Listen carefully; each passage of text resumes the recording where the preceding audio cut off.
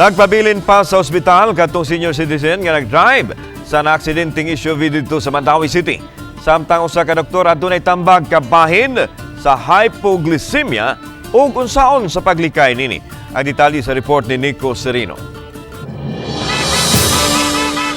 Human unang nakaigo og duha ka nagbisikleta, gisita unta sa mga motorista ang driver sa pula nga SUV apan mabantayan ang sakyanan midiretso lang sa pagpadagan. Duha ka mga bisikleta ug 5 ka mga sakyan ng tanan ang naigo niini.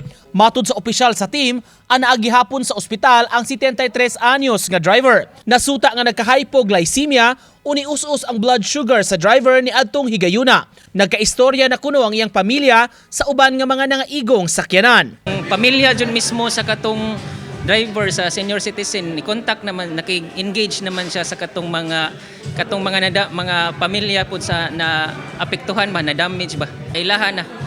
Then syempre pahibawon pod ang TEO ug ang kuan ug ang kami pod sa team. Samtang pasabot sa opisyal sa Mandawi City Health, mahitabo ang hypoglycemia sa mga diabetic patients. Apan posible sa bisan wala niining kondisyon.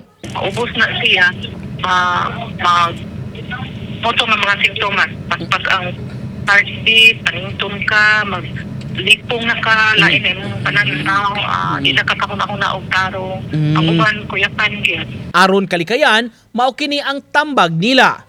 For diabetic, siguro to make sure that you take your medications on time. Kaya naman din na-appeal ang advice ana sa pagkaon. So, you take it as advice. Kung balansi, bawal nag-take of medication. Importante sa nga na itamang taon ang pasyente. Iba ni Godfrey Relien, Nico Sereno,